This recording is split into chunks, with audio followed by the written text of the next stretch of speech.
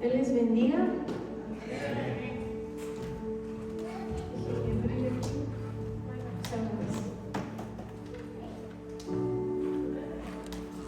Me voy a hacer para un ladito porque si no, no me van a poder ver. Gracias.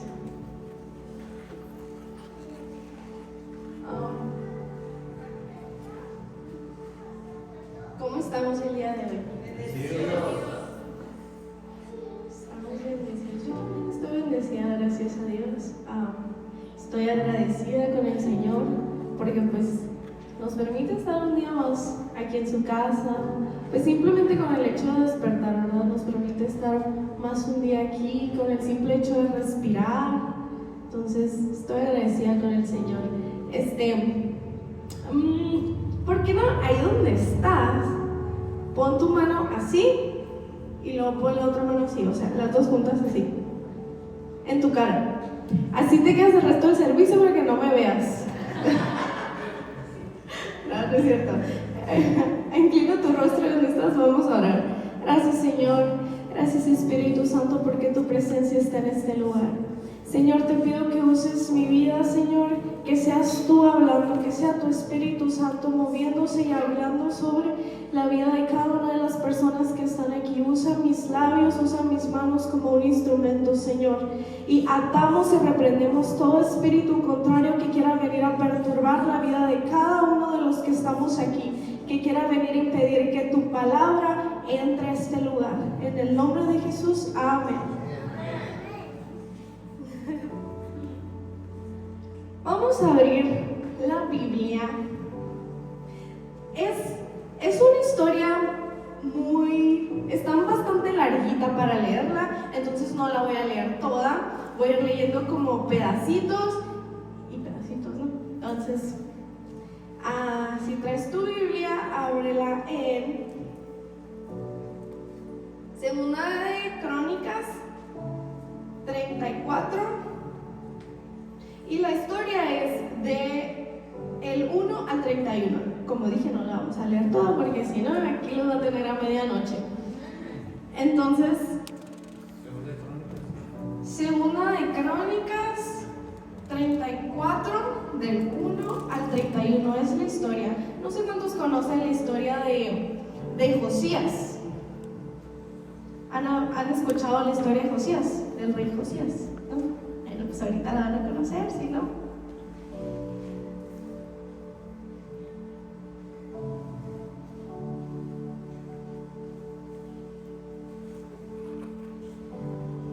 Vamos a empezar en el versículo 3. Yo aquí estoy leyendo la Nueva Traducción Viviente. No sé si esta es, no, es la Reina Valera, si no, va a estar un poquito diferente. Bueno, pero dice así. Durante el 8º año de su reinado, aún siendo joven, Josías comenzó a buscar al Dios de su antepasado David. Luego, en el año 12, empezó a purificar a Judá y a Jerusalén, destruyendo todos los santuarios paganos, los postes dedicados a la diosa Cera, los ídolos tallados y las imágenes fundidas. En el 4 dice, ordenó que demolieran los altares de Baal y que derribaran los altares del incienso que había encima. También se aseguró de que despedazaran los postes dedicados. ¿Ella lo leía eso? ¿No, verdad? Los postes dedicados a la diosa Cera, los ídolos tallados y las imágenes fundidas, y que los pedazos fueran esparcidos sobre las tumbas de aquellos que les habían ofrecido sacrificios. En el 5 dice, quemó los huesos de los sacerdotes paganos sobre sus propios altares, y de esta manera purificó a Judá y a Jerusalén. Nos brincamos al 8. En el año 18 de su reinado, después de haber purificado el país y el templo, Josías encargó a Safán, hijo de Azalía, es su nombre, el gobernador de Jerusalén. Bueno, lo vamos a bajar hasta abajo, que dice, para que repararan el templo del Señor su Dios. O sea que Josías les dijo que repararan el templo del Señor su Dios, ¿verdad? Ok, entonces en el 11 dice que contrataron carpinteros y constructores, los cuales compraban piedras labradas para las paredes y madera para las vigas y los soportes. Restauraron lo que los reyes anteriores de Judá habían permitido que cayera en ruinas. Nos brincamos al 13. Quedaron encargados de los trabajadores de los diversos oficios. Incluso otros ayudaban como secretarios, oficiales y porteros. En el 14. Mientras sacaban el dinero recaudado en el templo del Señor, escucha esto, el sacerdote Hilcías encontró el libro de la ley del Señor que escribió Moisés. Que no se te olvide esto, que escribió Moisés, que ellos encontraron el libro de la ley. Si voy muy rápido, díganme, porque mi mamá dice que hablo bien rápido. En el 16 dice, Safán llevó el rollo al rey y le informó, sus funcionarios están haciendo todo lo que se les asignó.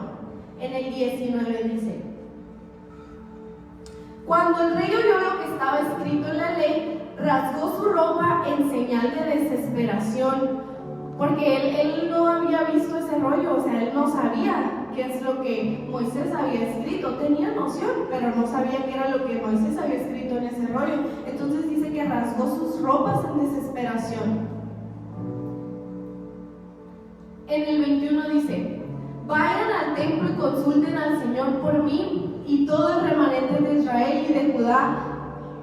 Pregunten acerca de las palabras escritas en el rollo que se encontró. Pues el gran enojo del Señor ha sido derramado sobre nosotros, porque nuestros antepasados no obedecieron la palabra del Señor. No hemos estado haciendo todo lo que este rollo dice. Nos vamos al 23. Ella les dijo, el Señor, Dios de Israel, ha hablado. Regresen y díganle al hombre que los envió. Esto dice el Señor, traeré desastre sobre esta ciudad y sobre sus habitantes. Todas las maldiciones escritas en el rollo que fue leído al rey de Judá se cumplirán, pues los de mi pueblo me han abandonado y han ofrecido sacrificios a dioses paganos. Estoy muy enojado con ellos por todo lo que han hecho. Mi enojo será derramado sobre este lugar y no se apagará. Hasta allá vamos a leer hasta ahorita. En sí, todo esto que acabo de leer es la historia del rey Josías. Josías, cuando él entró al reinado, tenía 8 años. ¿Te imaginas? Era un niño reinando. Tenía 8 años. Entonces, dice la Biblia que él tuvo un encuentro con el Señor, en donde el Señor le dijo, ¿qué estás haciendo? O sea, ¿qué estás haciendo? Él tuvo ese encuentro con el Señor y dijo, ¿sabes qué, Señor? Yo te voy a ser fiel, yo voy a tener fe en ti, yo te voy a servir. Entonces fue ahí cuando todo empezó a cambiar para Josías. No se te olvide la parte que dije de Moisés. Ok. Me pongo a pensar, ¿qué tan difícil habrá sido el que Josías mandó a todas estas personas a que destruyeran a los dioses paganos, a que quitaran todas esas imágenes? O sea, me pongo a pensar, ¿qué tan difícil habrá sido el poder hacerlo? O sea, algo tan drástico, ¿qué tan difícil pudo haber sido para una persona? ¿De cuántos años tenía? 18 años, ¿verdad? De 18 años. En Segunda de Reyes 23:1, no lo tienes que poner, pero dice, entonces el rey mandó convocar a todos los jefes de Judá y Jerusalén, acompañado de toda la gente de Judá y de Jerusalén, de los sacerdotes, de los profetas, en fin, de la gran nación entera, desde el más pequeño hasta el más grande.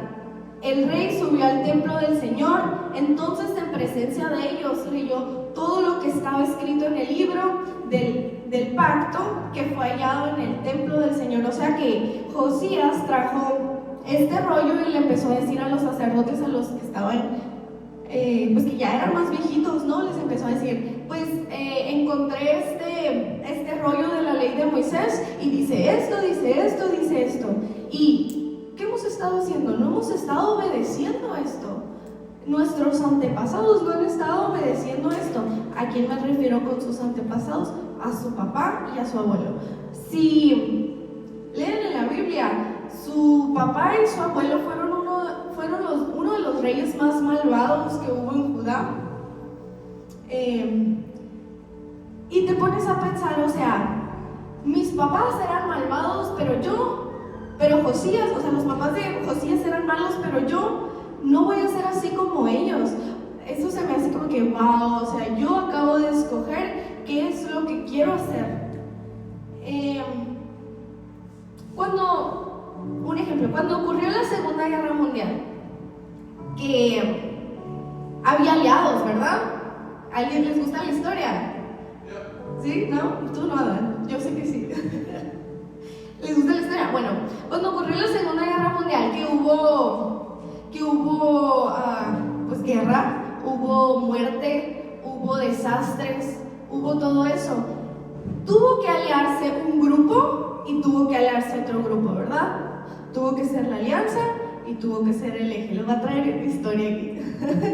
Entonces, ¿quién se unió en el eje? Los que perdieron, pues. ¿No se acuerdan? ¿Japón? ¿No? Bueno, se unió Japón, y Alemania. Y por el otro lado estaba Estados Unidos, Unión Soviética, estaba Francia. Bueno, a donde quiero llegar es que tuvieron que haberse unido fuerzas para poder ganar, ¿verdad? Tuvo que haberse unido Estados Unidos, Unión Soviética, Francia, para ganarle a Alemania, a Japón, para que Alemania dijera, ¿sabes qué? Yo me rindo. Tuvo que haber destrucción. No sé si se acuerdan de la bomba atómica en Hiroshima y Nagasaki. Entonces tuvo que haber destrucción en ese lugar para que ellos pudieran haber ganado. Entonces aquí la diferencia es que Josías lo hacía para el Señor, que Josías sabía qué era lo que el Señor establecía, y es por eso que mandó a todo eso. No era por hacerse él más grande, ¿no? Sabemos que un rey necesita la obediencia y la cooperación de las fuerzas militares para hacer valer su autoridad, pero ¿te imaginas qué tan difícil pudo haber sido para esas personas que fueron a matar, para que hubiera un avivamiento, tener que destrozar a las demás personas? Les prometo que todo esto tiene un punto. Es muy interesante que muchos de los problemas de los cuales se enfrentaba Josías en ese tiempo nos enfrentemos nosotros, al menos en una forma similar, cuando quieres cambiar algo, cuando algo está en ti y que es muy difícil cambiarlo, ¿cómo es que tienes que luchar contra eso? ¿Cómo es que se tienen que unir las fuerzas para luchar contra eso? Al unir las fuerzas me refiero al Señor, al obedecerle, al que su Espíritu Santo mora en ti. Todo eso se tiene que unir para que tú puedas vencer eso que te está estorbando. Traigo algunos puntos, no son muchos, está muy cortito, pero espero que sea conciso. Uno es tolerancia como alternativa, es el primer punto. Podemos ver cómo las personas aceptaban a los dioses paganos, ¿no? En la Biblia dice que los sacerdotes, te lo voy a parafrasear, los sacerdotes iban caminando y veían a las personas que estaban adorando, y para ellos era algo normal en ese tiempo. Ellos habían tomado la tolerancia como alternativa. Y no nos alejamos de la realidad que tenemos ahorita. Estaba hablando con Adán y recuerdo que mi hermana participa en concursos de oratoria. No sé, ¿cómo se dice oratoria? ¿No? Son como los que dicen discursos. ¿Sabes cómo se dice oratoria? Son concursos discursos, pues, ajá. En eso participan. Entonces te dan un tema y tú tienes que hablarlo, o sea, tienes que empezar a decirlo como oratoria, como si fueras un político, pues, pero se hace en las escuelas. Entonces mi hermana tuvo uno de esos discursos, le dieron uno, ganó en su escuela, ¿no? Ella bien contenta. Le dieron otro, ganó en forma regional, y luego le dieron otro para la ciudad. Y ahora que vino, estaba leyéndonos cuál era el discurso que ella tenía. Entonces, estaba hablando, y cuando empezó a hablar de inclusión. Y yo, ok, a ver, voy a dejar que me lo digas. ¿Qué es lo que quieres decir con inclusión? Y ya empezó a decir su discurso, empezó a todo, bla, bla, bla.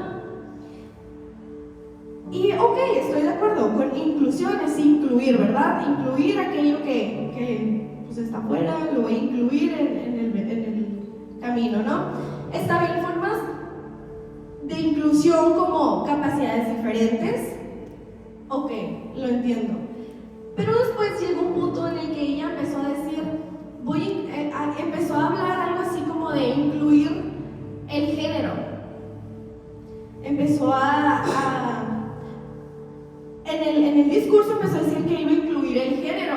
Entonces ahí mi mente hizo clic y dejé que terminara. Entonces cuando ella terminó, le pregunto a mi mamá, ¿quién hizo el discurso? Y ella me contesta, lo hizo un maestro. Este maestro es gay. Entonces, ¿a dónde quiero llegar con esto? Que inconscientemente ella estaba diciendo un discurso en forma de incluir, de tolerar, de tener en tu camino al género, al mismo género. Entonces, no decía tal como de que tienes que incluir al mismo género, no decía eso. Daba muchas vueltas, y allá inconscientemente ella estaba dando a entender eso. Entonces mi mente hizo clic y le digo a mi mamá, entonces ya sé por qué. Ya sé por qué ese discurso decía eso. ¿De dónde provenía ese discurso, verdad? Entonces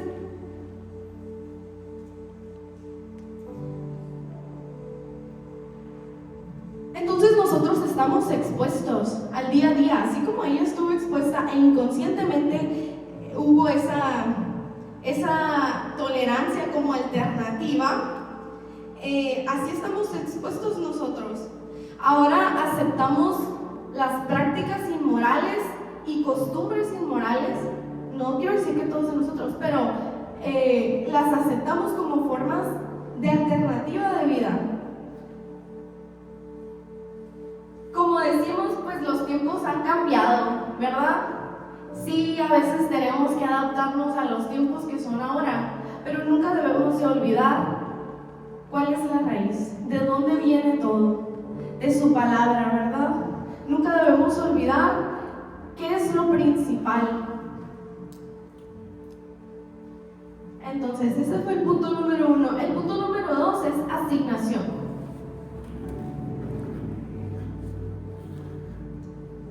Hay espíritus que se te asignan. Aquí me voy a meter un poquito en otra cosa. Hay espíritus que se te asignan.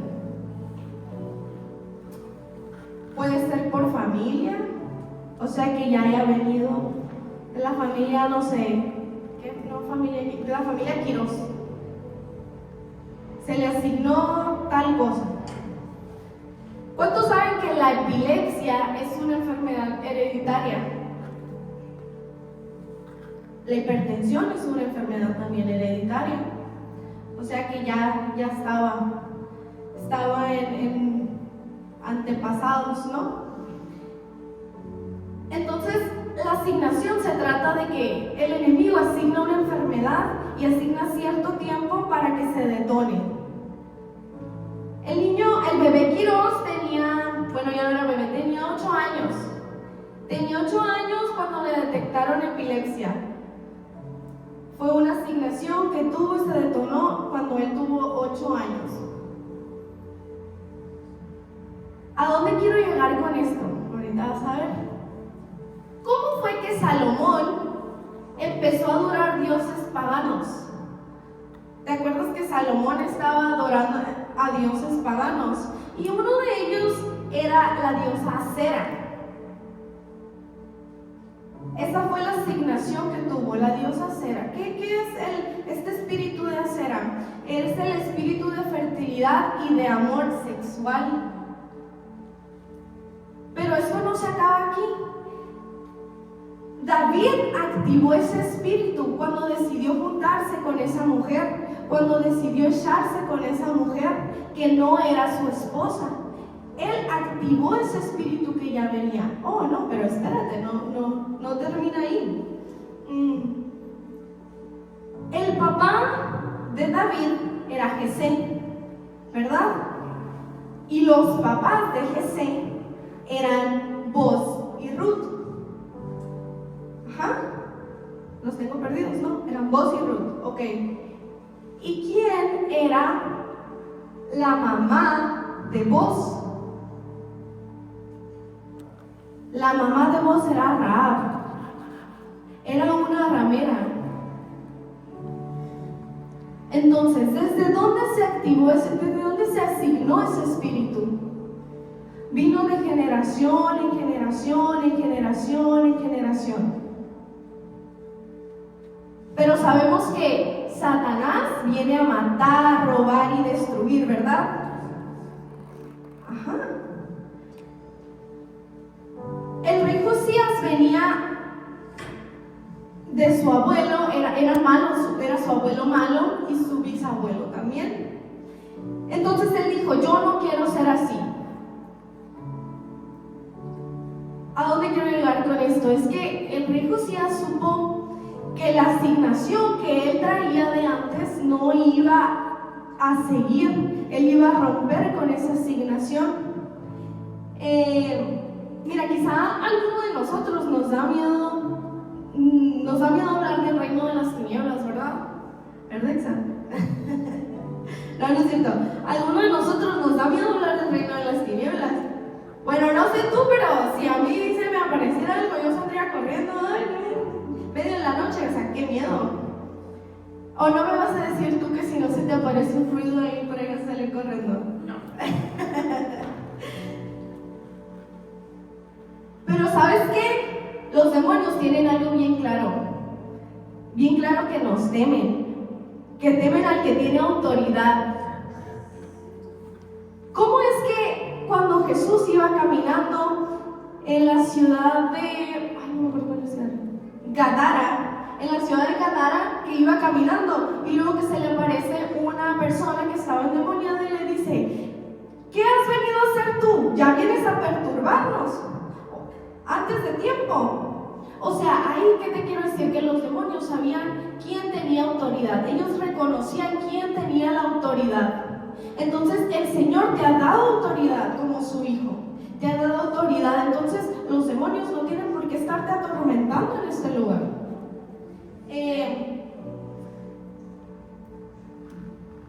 Yo no sé cuál sea tu impedimento, pero si tú piensas que tú tienes un impedimento, si tienes alguna enfermedad o una asignación que creas, es hora de romper con esa asignación. Es hora de ser libres. El punto número 3 es, ¿idolatras algo? ¿O solo se volvió parte de ti? Como volvemos a la historia, los dioses paganos, lamentablemente las personas no solamente habían empezado a adorar personas fuera del templo, sino adentro del templo. Habían puesto caballos y carros para el sol, y el árbol era un ritual que hacían Acera. Estaba el templo de Dios cubierto de figuras, pero no por eso dejaban de ser inmundas, ¿verdad? Porque estaban adentro. No por eso dejaban de ser inmundas. Si Dios no lo mandó, entonces por eso eran eran inmundas. Fíjate bien que la definición de idolatrar es adorar a un ídolo o Dios o tener excesiva devoción a algo. O sea que eso sea el centro de tu atención, el centro para lo que tú vivas. Puede ser dinero, puede ser fama. ¿Qué más? Puede ser, posiciones materiales, pues el teléfono, la televisión. Ojo, no digo que esté malo tenerlo, no es malo tener dinero, ¿verdad? ¿Quién no quiere ¿cómo dijiste, amor? Un Chevy Corvette y no sé qué más? No es malo tenerlo. Lo malo es que sea tu amor a ello, que sea todo lo que tú hagas, tu enfoque a eso, ¿verdad? O se volvió parte de ti. Como les dije, el diablo ha venido a matar, robar y destruir, pero Dios nos ha dado vida en abundancia. Hay muchas personas que están atadas a la esclavitud y no se pueden liberar. ¿Cómo que esclavitud? A la depresión, a la ansiedad, problemas mentales, pornografía. Es muy raro ver hoy en día personas caminando en paz, personas caminando con gozo. La verdad que sí, hoy en día es muy extraño ver ese tipo de personas. Pero déjame decirte que esta es la vida que Jesús nos trajo. Nos trajo una vida sin esclavitud, con gozo, con paz. En Romanos 8:15 dice: ustedes no recibieron el espíritu que de nuevo los esclavice al miedo, sino el espíritu que los adopta como hijos, como sus hijos. Él nos abraza, Él nos libra de la esclavitud, Él nos libra de la idolatría, nos libra de todo aquello que nos perturba.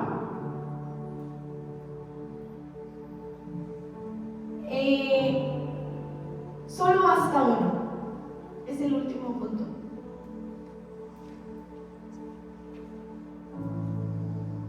Solo basta una persona que diga: yo no quiero lo mismo. Yo no quiero lo mismo que mis antepasados tuvieron.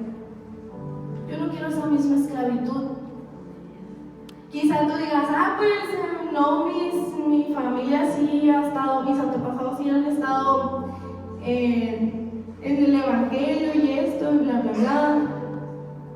Pero quizás a ti la ansiedad, la depresión te está estorbando. Entonces, si eso empezó con tu asignación, solo basta contigo para que tú digas: yo no quiero eso para mis generaciones.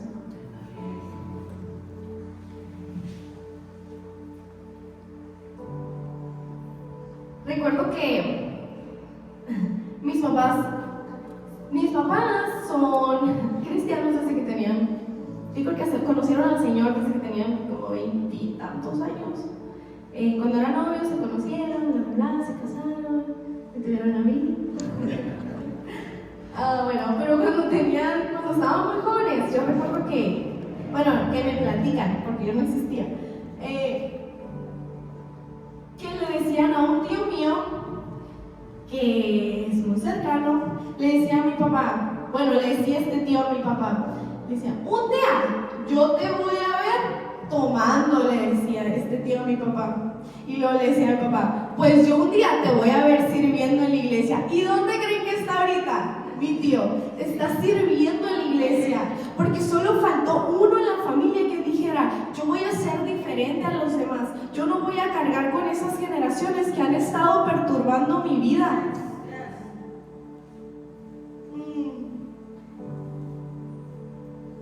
Así fue Josías, como te digo, no le importó la maldad que tuvieron sus antepasados. Él, cuando vio el rollo de Moisés, él dijo: yo voy a servir estas leyes porque el Señor es lo principal en mi vida, porque yo sé cuáles son las bendiciones. Y quizás digas, pues Josías era un rey, ¿no? Entonces él estaba lleno de bendiciones. Y cuando yo pensaba esto, el Señor me ponía en mi mente la historia de Obed-Edom.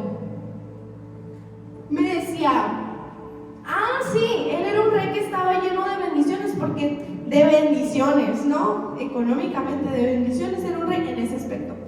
Entonces me decía el Señor, pero acuérdate de la historia de Obed-Edom, cómo venían las bendiciones a la vida de Obed-Edom. Rapidito, cuando el rey David movió el arca, le voy a contar rapidito, lo hizo de una forma en que Dios no lo había mandado, lo hizo de una forma en que Dios no le había indicado cómo hacerlo. Lo que hizo fue que tomó un carruaje, puso el arca del pacto y lo iban jalando unos burros, unos asnos, coloquial. Entonces uno de los asnos se tropieza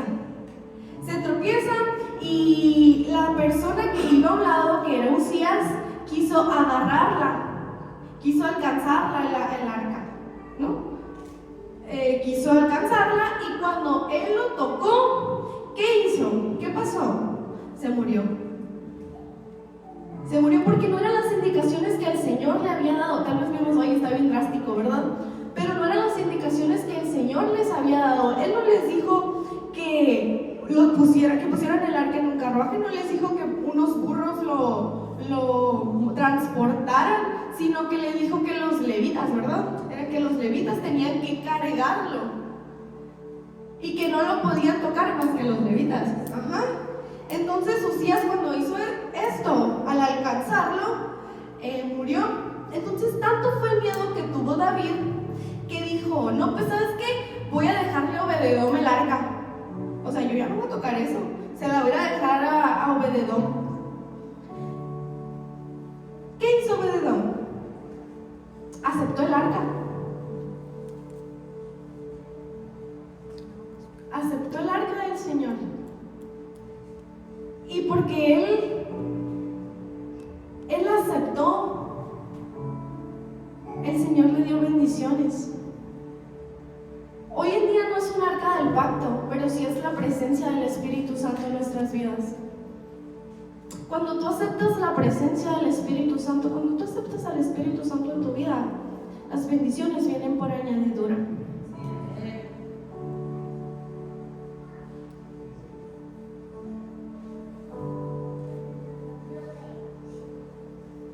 Todo lo que te platiqué antes torna sentido ahora, porque si Él es el que mora en ti, Él va a ser tu guía. Él te va a librar de la idolatría, como dije, de la esclavitud. Él te va a guiar en donde debes de ir. Él te va a decir, ¿sabes qué? Vete por aquí, no te vayas por allá.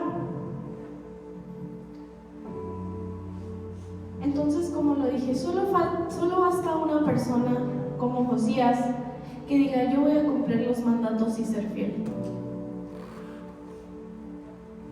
Y si te pones a pensar, vas a marcar un parteaguas en tus generaciones. Yo creo que eso a todos, a los que somos papás, nos llega. El marcar ese parteaguas para nuestros hijos, en donde nuestros antepasados fueron lastimados, y nosotros no queremos eso para nuestras generaciones, ¿verdad? Entonces sabemos que si su Espíritu Santo está con nosotros, va a pasar como las maldiciones llegan hasta la ¿qué es, pastor? Hasta la 4ª generación, y las bendiciones, muchas generaciones más. Las bendiciones van. Entonces ten eso en mente. Piensa en Josías cuando estés, no sé, batallando. Primero piensa en el Señor, pero piensa en la historia de Josías cuando estés batallando con algo. Que en medio de todo, él quiso servir a Dios, quiso la presencia de Dios en su vida. Y